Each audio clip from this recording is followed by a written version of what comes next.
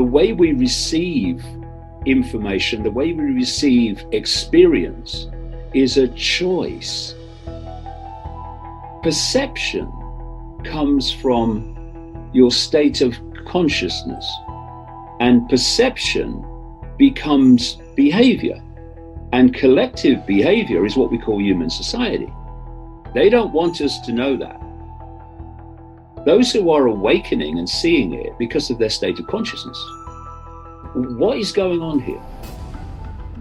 What people in control of their own minds do is they take information and they filter it and process it into a conclusion. What great chunks of the population do today is take the information as a conclusion. When the media say this is what's going on, then that is not information to be processed.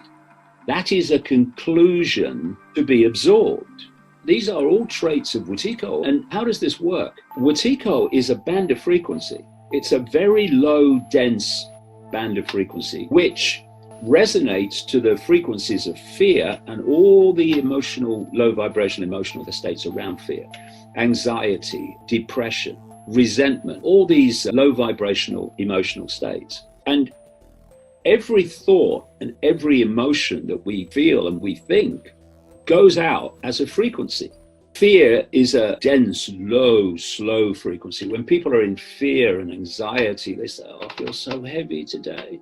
Yes, because that's what those low, slow frequencies do to your energetic field. When people feel joy and love, they say, oh, I feel so light today. Yeah, because they're fast frequencies and fast wavelengths. So therefore, they impact upon your field in a completely different way. The point of Icke is to draw human consciousness into low vibrational states so that attachment, that assimilation can take place. Icke is not going once it's got influence. And what it does, it attaches to the lower levels of the subconscious, just beyond the five senses. It puts its perceptual traits into that subconscious level. And then they filter through to the five sense conscious mind. And at that point, people think they're having their own thoughts, their own emotional reactions, when actually they've been implanted and they're coming through from the subconscious. Icke is not going to influence those that it attaches to make them think about questioning anything. And so people simply stop processing information.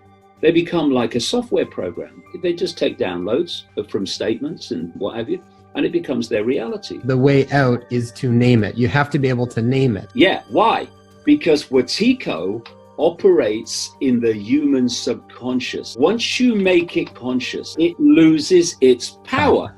It's exactly the same as subliminal advertising and subliminal images. I put a subliminal image in one of my books as an example of this. And it's about 4 plants growing next to each other. And you say to people, there's a subliminal image in that picture.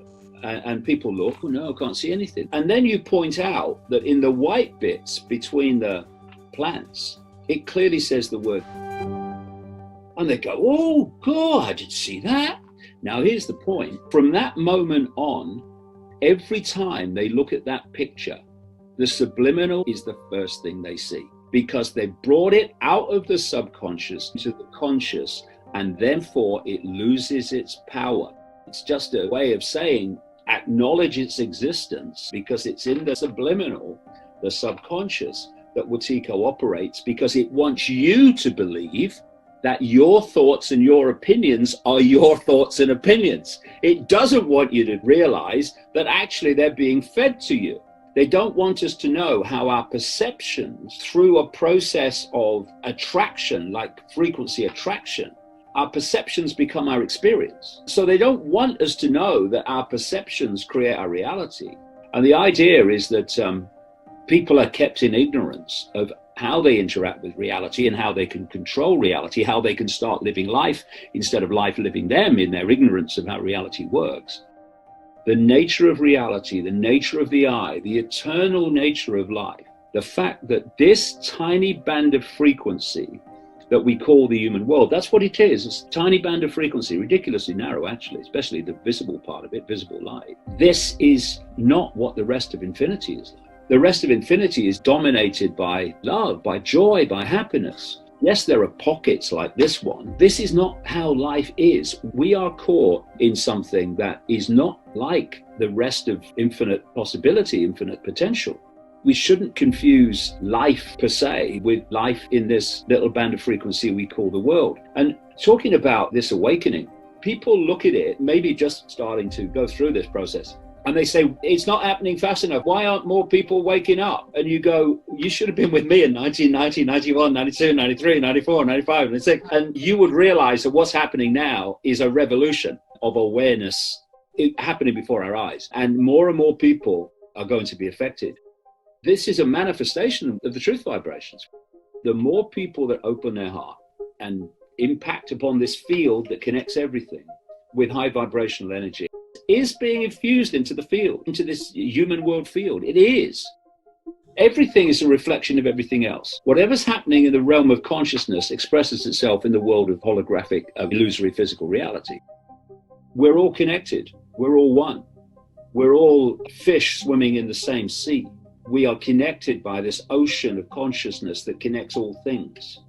This field of consciousness is all possibility. It's all potential. To celebrate your uniqueness is to celebrate the oneness of everything. We are unique points of attention within that connected awareness, and we need to celebrate that uniqueness of self. You know you're part of a great whole. You know that we're all ultimately each other, but we are unique expressions of it.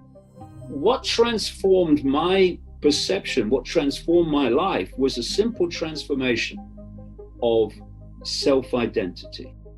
The awakening process, what awakens us and what woke me, was not all the minutiae again of the spiritual process. It was a simple thing. I stopped identifying the I with David Icke. David Icke is not the I, it is a name for an experience that my consciousness, true I, is currently having. So David Icke is my experience. I am the consciousness having that experience. And as you expand your self-identity from little me labels of a human life to I am a consciousness, ultimately all consciousness having an experience, that self-identity expansion automatically expands your awareness into deeper and deeper levels of this field. So you access more and more insight, awareness, intuitive knowing.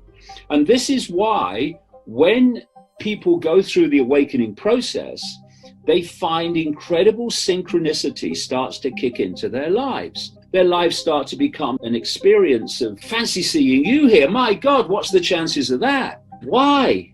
Because they've gone from the myopia of five sense perception and expanded to access more and more and more of this field of potential and possibility. And thus they are able to manifest that as a life experience in which the possibility and the potential of their life expands. And suddenly they start experiencing things that weren't happening before. For instance, people say, why didn't I see it? It's so obvious. Yeah, but you were in that state before. Of course you're not going to see it. Now you're in this. Now you're going to see it. I've got this synchronicity in my life. Amazing coincidences keep happening. Yes, because you're accessing more and more of potential and possibility in the field. Life stops living you and you start living life. It is so much simpler than people realize. The energy that is love is the balance of all things. Wherever love is infused, balance is manifested.